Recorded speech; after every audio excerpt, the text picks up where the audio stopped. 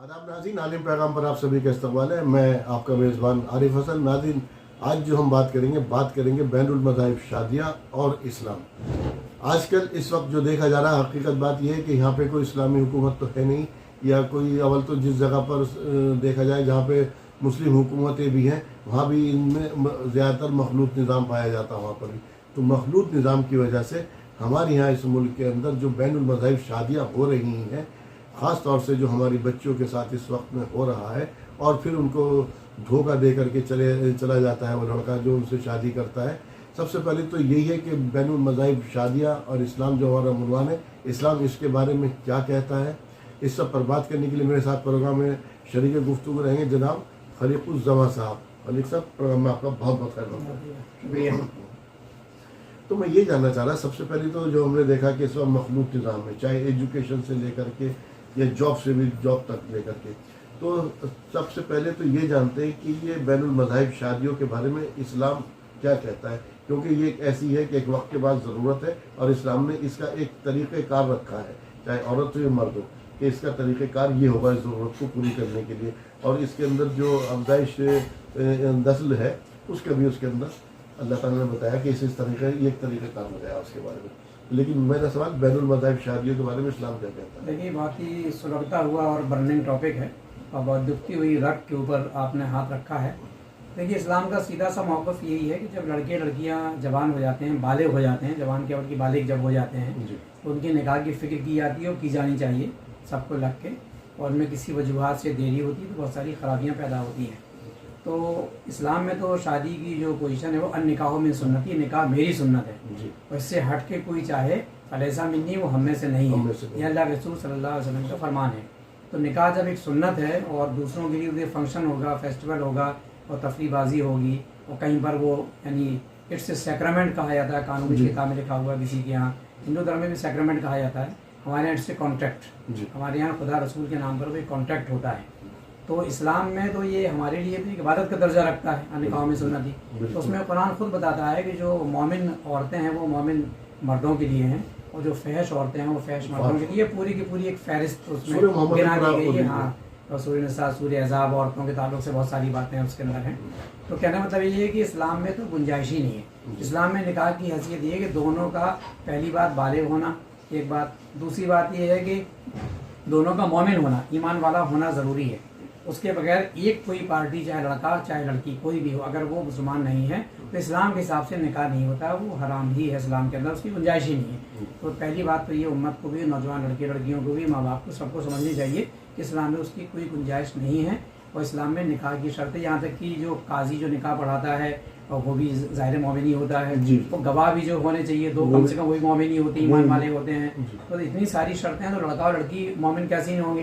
तो चाहे लड़का गैर मुस्लिम हो चाहे लड़की गैर मुस्लिम हो, इस्लाम में इसकी कोई गुंजाइश नहीं है, यह कतन हराम है। अच्छा, अब जो मैं हालात समाज की बात कर रहा हूँ, उस माशरे के अंदर जॉब करने जा रहा लड़का, लड़की जा रही, मखलूत निज़ाम है। अब मखलूत निज़ाम होने के बाद जो लड़का और लड़की के बीच या औरत और मर्द के बीच अल्लाह ताला ने एक अट्रैक्शन रखा है, और अगर ये अट्रैक्शन ना हो तो कोई आदमी क्यों शादी करेगा? कोई पूरे खानदान का वो सर पर अपने लाद के रखेगा, और उसके अंदर कुछ भी है और ज़रूरत दोनों की है अपनी उसको। तो उसके बीच जब दोनों को आपने नेगेटिव पॉजिटिव मिला दिए वहाँ पर, और इस्लाम तो सेग्रेगेशन की बात करता है, तो सेपरेट। लेकिन अब इसके अंदर ऐसे हालात में हमारी बच्चियों को, हमें बच्चियों को एजुकेशन भी दिलानी है, और वक्त की ज़रूरत के हिसाब से उसको अगर जैसे अपने पैरों पर खड़ा करने वाली बात आती है तो जॉब भी, तो उनकी तरबियत किस लिहाज से, किस तरह से उनके अंदर की जाए, या ये जिम्मेदारी किसकी कि वो इस चीज़ों से इस्तेमाल करें, बचें? जी देखिए, इसमें दो तीन चीज़ें हैं, सबको अलग अलग करके हमें समझना चाहिए। पहली बात तो है तालीम।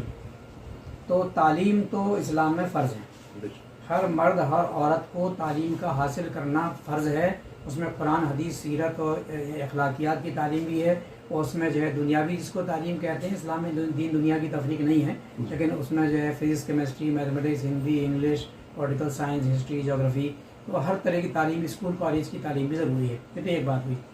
दूसरी बात यह है कि इस वक्त चूँकि हम एक ऐसे निज़ाम में माली हम रह रहे हैं जहाँ इस्लामी यानी हुकूमत नहीं, इस्लामी माहौल नहीं है, अगर तो आम तौर पे कोई एजुकेशन पाई जाती है, कोई एजुकेशन पाई जाती है। तो को एजुकेशन से सब में फितने शुरू, जैसा कि आपने खुद ही कहा कि अट्रैक्शन पाया जाता है, अल्लाह ने एक अट्रैक्शन रखा हुआ है उसके अंदर ही। अब ये जितने भी खुराफात के इश्कबाजी के जो सेंटर बने हुए हैं, वो सबसे पहले तो है कि स्कूल और कॉलेज, मखलूत तालीमी निज़ाम, लड़के लड़कियाँ एक साथ पढ़ रहे हैं, कॉन्वेंट वगैरह। और उसके अलावा देखेंगे फिर वहाँ पढ़ने के बाद कोचिंग जाना है, तो तमाम कोचिंग हमारी गली में सब जगह हम देखते रहते हैं। कोचिंग के बाहर जाने से पहले और वहाँ से आने के बाद लड़के लड़कियाँ खड़े गलियों के अंदर इश्क लड़ा रहे, माँ बाप को पता ही नहीं कि वो क्या कर रहे हैं। अगला मरहला आता है यानी उसका, यानी जब वो यानी ऑफिस जाती है, उस पर मैं बाद में आऊँगा।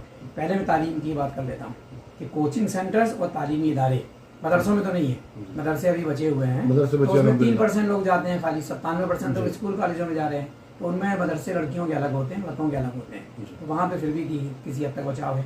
दिल्ली के अंदर एक अल्लाह की रहमत है अपने से, वो कोई सोची समझी नहीं है, जगह नहीं है यहाँ पर। यहाँ पर सरकारी स्कूल में लड़कियों की शिफ्ट अलग है, लड़कों की अलग है, तो 90% फितने से आदमी बच जाता है। लेकिन इसके अलावा प्राइवेट स्कूल में कोई एजुकेशन है, तो वहीं से ही शुरुआत हो जाती है। DPS स्कूल की बहुत सारी वीडियो नेट पे पड़ी हुई है, दुनिया देख सकती है कैसे कैसे वाहियात वीडियो हैं, और बहुत हाईलाइट भी हुई थी।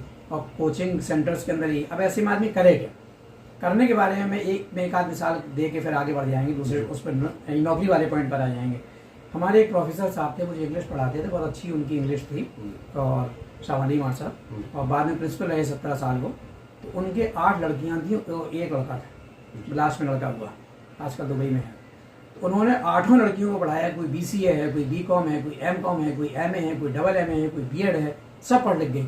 लेकिन जो बहुत खास बात है कि जिस स्कूल में लेक्चरर थे, वहाँ वो 6वीं 7वीं 8वीं 9वीं 10वीं तक तो जाती थी बच्चियाँ, उसके हालांकि हमसे सब जूनियर है, और सब पढ़ लिख गई। और बाद में उन्होंने मुझे, हम जब बड़े हुए तब मुझे पता चला, अब मैं उनके घर जाता हूँ तब मालूम चला कि ये कोई भी कॉलेज यूनिवर्सिटी में उन्होंने नहीं भेजा, उन्होंने सबको करस्पॉन्डेंस कराया और सब पढ़ लिख गई। इल्म का हासिल करना फ़र्ज़ है, तो वो कहा करते थे कोई एजुकेशन फ़र्ज़ नहीं है, एजुकेशन फ़र्ज़ है, कोई एजुकेशन फ़र्ज़ नहीं, वो तो फितने का घर है। ऐसे ही हमारे पास एक मिसाल और भी है कि लड़कियों को मदरसे में भेजा उन्होंने, आलिमा फाजला बनी माशाल्लाह वो लड़कियाँ, और वहाँ तो ज़ाहिर वहाँ तो कोई एजुकेशन होती नहीं है। आने के बाद उन्होंने BA किया तो करस्पॉन्डेंस IGNOU से किया। तो कहना मतलब ये है कि इस वीडियो के ज़रिए से मैं एक बात ही कहना चाहता हूँ कि हम कोई एजुकेशन से बचें। किसने कहा है वहाँ भेजें? एक तरीका ये हो सकता है मदरसे में भेजें, दूसरा तरीका ये हो सकता है कि मदरसे के बाद या बिना मदरसे के भी हम कॉलेज में भेजें। तो लड़कियों के कॉलेज भी मौजूद हैं, यहाँ पर लेडी एडमिन कॉलेज है, कहीं कोई है, बहुत सारी लड़कियों की इजाज़त से लड़कियाँ तादाद कम है, हाँ तादाद कम है, तो वहाँ भेजें। इसके अलावा हम एक काम और भी कर सकते हैं कि हम उनको करस्पॉन्डेंस करा दें। हर यूनिवर्सिटी का डिस्टेंस एजुकेशन मौजूद है, तो पढ़ाना ही तो फ़र्ज़ है, कोई एजुकेशन फ़र्ज़ नहीं, एजुकेशन फ़र्ज़ है। तो ये एक बात हो गई। और ऐसी कोचिंगों से हम बचें, लड़कियों की भी कोचिंग खुल गई है, तो जहाँ तक हम बचें, वरना हम लड़के बच्चों को फितनों में डालेंगे। और जॉब वाला अगला मरहला, उस पर ही बात कर लेंगे जी। जॉब के अंदर जब आते हैं तो वहाँ पर होने के बाद आजकल जो ये तो एक तरीके से जिसे कहते हैं, नाम तो हमें मुसलमान के बदनाम किया जा रहा है लव जिहाद का, एक दूसरी तरफ से भी इस तरह की कोई कंपेन चल रही है, ऐसा सुनने में आता है। और इसकी कई जगह होती है कि वो भी मुस्लिम बच्चियाँ जो हैं वो उनके नरगे में आ जाती हैं इस तरह के बहकावे में, और उनके साथ भी इस तरह के सुलूक हमने देखे होते हुए। या स्कूल कॉलेज से हम जॉब पर भी आ जाएंगे। तो स्कूल कॉलेजों में आमतौर पर मुसलमान लड़कियां मुसलमान लड़कों से अगर इश्क लड़ाती हैं तो इस्लाम में इसकी भी गुंजाइश नहीं है। इस्लाम तो इसको हराम करा देता है, आशनाई, चोरी छुपे आशनाई अगर हो, और ना कि गैर मुस्लिम्स लड़ाएं तो वो बिल्कुल ही हराम है, वो भी गलत है। तो हमारे यहाँ की लड़कियाँ उधर जा रही हैं। एक बात हो सकता है कि कुछ मनसूबा बंद हो वैसे, लेकिन ऐसा नहीं है कि वहाँ की लड़कियाँ भी यहाँ पर आ रही हैं, वहाँ की यहाँ भी आ रही है। तो इस्लाम तो दोनों को ही मना करता है, इस्लाम दोनों को ही यानी बिल्कुल मना करता है। इस्लाम में गुंजाइश नहीं। एक बात हो गई, तालीम का मैंने बता दिया, बचने का तरीका है, बचने की कोशिश। अब आ जाइए जॉब के ऊपर। एक तो तालीमी इदारे में ये फितना बर्पा होता है, दूसरा जॉब के ऊपर। जॉब के ताल्लुक से इस्लाम का क्लियर कट है। मैंने अभी इसके पहले निकाह पे पिछले वीडियो में बात हुई थी, जब वो नान नफ़का कबूल कर रहा है, खाना पीना दवा इलाज और कपड़ा और हर चीज़, और प्लस उसका मुरब्बी होना और सेफ्टी सिक्योरिटी का इंचार्ज है, सब कुछ है, वो तरबियत का इंचार्ज है शौहर, तो यानी उसके यानी फ़र्ज़ मुआश कमाना मर्द के ऊपर है। इस्लाम ने मर्द के ऊपर मुआश, नमाज के साथ साथ मर्द के ऊपर जो है वो मुआश कमाना, पैसा कमाना फ़र्ज़ करा दिया है। पहली बात, लड़कियों पर जॉब या पैसा कमाना फ़र्ज़ ही नहीं है। तो जो चीज़ फ़र्ज़ नहीं है उसके लिए माँ बाप इतना लालायत क्यों है? माँ बाप को तरबियत करनी चाहिए, माँ बाप अपनी बच्चियों को फितने में डाल रहे हैं। ये समाज आजकल मैंने बहुत ज़्यादा इस तरह से देखे। आप अब लड़के, पहले तो बीच में एक जहेज की लानत आई थी, वो अभी भी है, उसके वो हम बात करें, लेकिन वो अभी इतना कम हो के अब वो दूसरी तरीके से होने लगा। लड़की कर क्या रही है आपकी, अब ये भी एक ट्रेंड चल पड़ा है ये किसकी बेगैरती है? जनाब इसका उल्टा भी है, इसका उल्टा मैं आपको बताऊंगा। मेरा एक्सपीरियंस है, जो कि मैं तो इंटरेस्ट लेता हूँ लोगों जी। के जॉब लगवाने में भी और लोगों के निकाह करवाने भी। जी। इसका उल्टा भी अभी आपको बताऊंगा।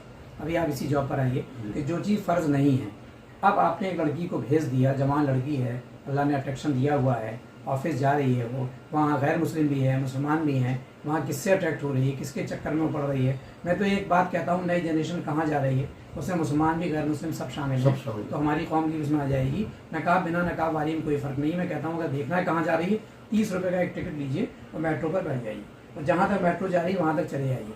तो आपको नकाब वाली बिना नकाब वाली में कोई फ़र्क नहीं, सीने से लगी हुई है, लिपट रही है, छू रहे हैं, एक दूसरे को चिपटे हुए हैं। जब सबके सामने वो इतना कर रहे हैं, माँ बाप नहीं सोच रहे हैं, वो खाली माता परस्ती में डूबे हुए हैं, भौतिकवाद में डूबे हुए हैं, पीठ पीछे क्या करते होंगे। इतना जब सामने चल रहा है उनका, पूरी तो भीड़ पीठ के पीछे क्या सामने। कर, सब भीड़ के सामने इतनी बेशर्मी अख्तियार हो रही, तो माँ बाप ही फितने में डाल रहे हैं। जो चीज़ फ़र्ज़ नहीं वो आपने उन पर फ़र्ज़ कर दी। तालीम फ़र्ज़ थी, जॉब फ़र्ज़ नहीं था। जॉब यहाँ तक था कि अगर बाहालत मजबूरी, अगर वो लड़की की वाकई मजबूरी, शौहर मर गया है, शौहर अपाहिज हो गया है, या उसकी तलाक हो गई है, दूसरा निकाह नहीं हो पाया है, ऐसे मौके पे वो अपना यानी कुछ काम धंधा बिजनेस कर सकती है या नौकरी कर सकती है, लेकिन उसमें हुदूद, वो किसी फितरे में नहीं पड़ेगी, वो पर्दे का ख्याल रखेगी, वो घर बैठे सिलाई कुछ कर लेगी, घर बैठे ट्यूशन पढ़ा लेगी, मतलब वहाँ भी हुदूद कायम रखेगी। तो बाहालत मजबूरी वो कर सकती है, और उसमें भी हुदूद का ख्याल करते हुए। ये बात यहाँ पर आ गई कि जॉब उस पर फर्जी नहीं है, और बाहालत मजबूरी करे तो फिर उसको जो है वो अलाउड है, लेकिन वो बहुत ही हुदूद और एहतियात के साथ उसको अलाउड है।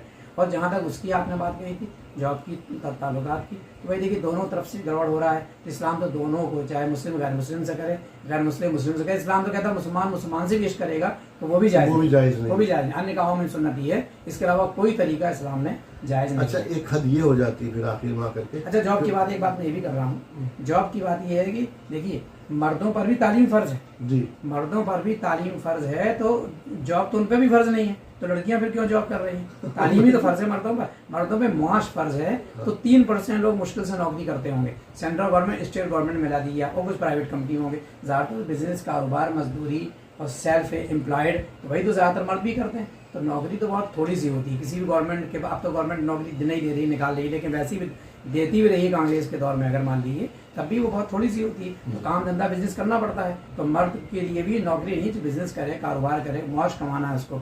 तो औरत का तो वैसे ही फ़र्ज़ नहीं थी। तो ये सारा फितना इसी से बर्पा हो रहा है, दीन को नहीं समझने की वजह से। और एक बात और, जो आपने शादी की बात कही कि लोग पूछते हैं मैं कि साहब लड़की क्या कर रही है, मैं उसको उल्टा कह रहा हूँ, मेरे पास जितने अभी तक रिश्ते आए हैं, ऐसा हमें लगता है बहुत कम थोड़ा परसेंटेज होगा जो एकदम मादा परस्त हो कि अपने हिस्से की रोटी कमा के लाए तभी रोटी खाने को मिलेगी, और मुझे तो सारी फैसिलिटी मिल ही रही है, मुझे क्या करना है। लेकिन मेरे पास जितने भी रिश्ते आए, अगर लड़की जॉब कर रही है उसको कोई नहीं पूछ रहा है, आमतौर पर लोग इनकार कर देते हैं, क्योंकि हर आदमी चाहता है कि लड़की तो घरेलू होनी चाहिए, मेरी बेटी तो जॉब करे, लेकिन जो बहू है वो घरेलू, वो घर के काम करे, माँ बाप की खिदमत करे, शौहर की खिदमत करे, औलाद की तरबियत करे, वो ये चाह रहा है जाके। इसका मतलब कि कहीं ना कहीं वो चीज़ है। तो कहने का मतलब ये है कि ये बात नहीं है, उनके रिश्ते मुश्किल पड़ रहे हैं। और अगर हो भी गए तो एक चीज़ और बता दूं, तलाक का रेट, झगड़े का रेट नौकरी और जॉब करने वालों का ज़्यादा है और घरेलू लड़कियों का कम है। एक सोच ये बन गई ना कि लड़की अपने पैरों पर खड़ा नहीं होगी, खड़ी नहीं होती, या वो बरसरे रोजगार नहीं है समाज में, तो उससे जबकि होता इसका उल्टा है। अनसेफ हो जाती है, बाहर निकल के अनसेफ हो जाती है। मैं तो एक बात कह रहा हूँ, लड़की पे क्या फ़र्ज़ करार दिया गया वो एक आदमी समझ ले। सबसे पहले उमूर खानादारी, वो घर में रह रही है। उसके बाद घर में जो भी लोग हैं, शौहर तो है ही है, और माँ बाप जो भी हैं, बस लड़कियाँ कहती हैं हम माँ बाप की खिदमत नहीं करेंगे। NGO में है तो 6000 की नौकरी में पड़ोसी बूढ़े आदमी को खाना दे देंगे, लेकिन शौहर के बाप को खाना हम नहीं देंगे। तो मैं समझता हूँ दीन को उसने समझा नहीं है। ना महरम पड़ोसी को तो खाना देने जा रही हो 6000 की नौकरी में NGO के अंदर ही, लेकिन अपने शौहर के और माँ बाप को ना दे, मैं समझता हूँ एक महरम वो घर में नखरे हैं। तो वो खाम के बिल्कुल बेकार की अच्छा, बात बस है। आखिरी सवाल इसमें, जो लोग जब इसमें मुलविस हो जाते हैं और वो बैनुल मज़ाहिब शादियाँ कर लेते हैं, तो फिर उनके लिए ईमान और सारी चीज़ें पसे पुष्ट हो जाती हैं, तो ऐसे लोगों के लिए आप क्या कहेंगे? देखिए ऐसे लोग फिर शादियाँ भी कर लेते हैं कि तुम अपने मज़हब करें, मैं अपने मज़हब करूँ, और फिर ना तो ये चलती हैं, नुकसान समाज के अंदर। इस्लाम तो उसको हरामकारी कहता है, इस्लाम में उसके लिए कोई गुंजाइश नहीं है। इस्लाम एक ही तरीका बताता है ख्वाहिश पूरी करने का, अन्य निकाहों में सुन्नती। और घर की मैंने लड़कियों की जिम्मेदारी बताई थी, फिर दोहरा दे रहा हूँ कि उमूर खानादारी, उसके अलावा घर वालों की खिदमत, शौहर समेत, उसके अलावा सबसे इंपॉर्टेंट जॉब जो मिसिंग हो रहा है वो है औलाद की तरबियत। आज जो बिगड़ल औलाद निकल रही है, माँ घर पे ही नहीं है, आया उसको पाल रही है, मोहल्ले पड़ोस के हत्ते वो चढ़ रहा है, तो कैसी जनरेशन निकल रही है ये, ठीक है। इतना सारा काम, और प्लस इसके साथ साथ इतना काम उसने कर लिया, बताइए फुर्सत कहाँ उसको नौकरी की। इसके अलावा जो उसे काम करना है वो कुंदुम खैरा उम्मतिन उखरत लिन्नास वाला भी करना, उसको तामरून बिल मारूफ व तनहा अनिल मुनकर। औरतों में दीन का काम भी करेगी, दीनी किताब कुरान तफसीर भी उसको पढ़नी, दीनी किताबें पढ़नी। तो मैं समझता हूँ इस दीनी काम करने के लिए 1 घंटा मुताला और 1 घंटा फील्ड वर्क में ख़वातीन को जाके दीन बताना, इसके लिए फुर्सत नहीं मिलेगी तो नौकरी इसमें कहाँ फिट हो रही है। वो हम तो देखते हैं हमारी अहलिया समय तो जितनी ख़ानदान की लड़कियाँ वो इसी में थक जाती हैं, उमूर खानादारी, बच्चों की तरबियत और घर वालों की खिदमत, और उसी में दीन थोड़ा बहुत पढ़ लिया, कुरान वगैरह तफसीर पढ़ ली और किसी को जाके बता दिया तो नौकरी की फुर्सत नहीं। 12 घंटे बाद लौट के आएगी तो किसी लायक नहीं रहेगी। सही बात। नाज़रीन, बात ये हो रही थी कि देखिए ज़ाहिर औरत और मर्द के बीच, मैंने जैसे शुरू में कहा था अट्रैक्शन तो अल्लाह ताला ने रखा है, लेकिन जैसे अब आप कहें कि निज़ाम को अगर आप दोष देना शुरू कर दें, उसे कसूरवार ठहराना शुरू कर दें निज़ाम को कि निज़ाम ही नहीं, हम कैसे करें सेग्रेगेशन, उसका बड़ा शानदार हल एजुकेशन हासिल करना है। कॉरेस्पॉन्डेंट बता दिया, कोई एजुकेशन फ़र्ज़ नहीं है, तालीम हासिल करना फ़र्ज़ है। अभी खलीक साहब ने इस बारे में बात की। दूसरी बात, अगर आप नौकरी की बात करते हैं, नौकरी करना आप पर फ़र्ज़ नहीं है। जब आपसे निकाह किया उसने, माश की हर चीज़ की आपकी सेफ्टी की जिम्मेदारी उस मर्द की हो गई, और वो फिर भी अगर ज़बरदस्ती करा तो वो गुनहगार है या वो उसके अंदर शामिल है। लेकिन आपको फिर भी उसका, या ये भी नहीं है कि आपको नौकरी करने के लिए मना कर दिया गया, नौकरी करने, लेकिन अगर कोई ऐसा खुदा न खास्ता है कि वक्त ऐसा अगर पड़ गया खुदा न खास्ता तो बहालत मजबूरी, तो आप उस वक्त नौकरी भी कर सकते हैं। हाँ, हाँ, जो शर्त हुदूद होगी उसके साथ कर सकते हैं। बस एक सेंटेंस में या 1 मिनट में मुझे इसका सवाल, क्योंकि अक्सर बेशतर ये मॉडर्न जो हमारी ख़वातीन है, इन्होंने निकलने बाद एक और चीज़ करनी शुरू कर दी भाई साहब, वो हमेशा हज़रत खदीजा ताला अन्हा का हवाला देती, वो भी तो तिजारत किया करती थी। जरा इनको कौन बताए कि वो तिजारत करने खुद जाया करती थी? बिल्कुल मैं बता रहा हूँ, बिल्कुल इसको बहुत कंफ्यूज किया था हज़रत खदीजा के नाम को लेके। हज़रत खदीजा रज़ी अल्लाह ताला अन्हा ने, पहली बात तो ये जो वो पैसे वाली औरत थी और बिज़नेस कारोबार करती थी। 2-3 चीज़ें सुन ली है टेक्निकली। पहली बात तो ये कि वो अल्लाह के रसूल सल्लल्लाहु अलैहि वसल्लम की नबूवत के पहले का मामला है, वो पहले से कारोबारी थी, एक बात। दूसरी बात ये बहुत ही शरीफ और नफ्स औरत थी, वो पर्दे में रहती थी और दूसरे मर्दों को भेजती थी माल लेके, लौट के आगे कमीशन उनको लाके देता था।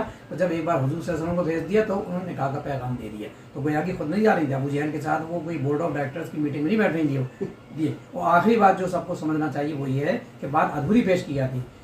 आपने निकाह के बाद तो सारा वो करोड़ों रुपया कहाँ चला गया, आप करोड़पति नहीं, दीन की राह में लुटा दिया। तो कैरियर दांव पे भी लगाए जाते हैं दीन के, समाज के, इंसानियत के लिए, भूखे मरने की और फाकी की नौबत आ गई। पैसा गया क्या, नाउज़ुबिल्लाह की फिजूल खर्ची घर में हो रही थी, वो तो नहीं हो रही थी। इस पर क्यों सब लोग खामोश रहते हैं? हज़रत खदीजा रज़ी अल्लाह अन्हा अपना वो करोड़ों रुपया जो है दीन की राह में लगा दिया, तो कैरियर को, पैसे को दीन की राह में लगाया भी जाता है। तो इसका हमने सोल्यूशन सिर्फ यही है, जिसको मैं सोल्यूशन ख़त्म कर रहा हूँ बात को, वो ये है कि दीनी तालीम। हम physics, chemistry, math, Hindi, English, math, science और दुनिया भर का हिस्ट्री, ज्योग्राफी सब कुछ पढ़ाएं, इकोनॉमिक्स पढ़ाएं, कोई एजुकेशन से हटके लड़कियों को कॉलेज में पढ़ाएं, करस्पॉन्डेंस पढ़ाएं, लेकिन हम दीन की तालीम ज़रूर दें। उनको दीनी इस्तेमाल में भेजें, दीनी तंजीम में भेजें, दीनी किताबें उनको पढ़वाएं। कौन रोक रहा है? कुरान हदीस तफसीर पढ़ाइए आप घर के अंदर ही। हम भी बच्चे को लेकर बैठते हैं, हमारी अहलिया बैठती हैं। तो दीनी तालीम इज़ द ओनली सोल्यूशन कि खुदा का खौफ होगा, अल्लाह के रसूल का तकवा हावना, खुदा का खौफ यहाँ पर है, खुदा का खौफ यहाँ पर है। वो अगर पैदा कर दोगे तो किसी हद तक ये जनरेशन बच सकती है, लड़की हमारी बच सकती हैं। तो सिर्फ दीन से जोड़ना, मादा परस्ती में उतना गर्क ना हो जाए कि दुनिया की तालीम खाली हो, दीन की तरफ बिल्कुल मुँह बोल लें। तो दीनी तालीम से उनको आरास्ता करना बचपन से, this is the only solution, यही एक वाहिद हल है। सही बात है, जैसे भी खलील साहब ने कहा, आधी अधूरी बात पेश की जाती। सही बात है। कभी जिक्र किया किसी कितनी ख़वातीन जानती हैं कि शब अबी तालिब में कितनी सख्तियाँ उन्होंने झेली है, कितनी अपने उठाई हैं उसके बारे में। बस सिर्फ इसको अपने मतलब की बात ले ली, वो भी आधी अधूरी। बहुत तफसील से आपने इसको बात की खलील साहब। प्रोग्राम में शामिल के लिए आपका तहे दिल से शुक्रिया। शुक्रिया। तो नाज़रीन, इसी के साथ अपने मेज़बान को भी दीजिए इजाज़त। आदाब।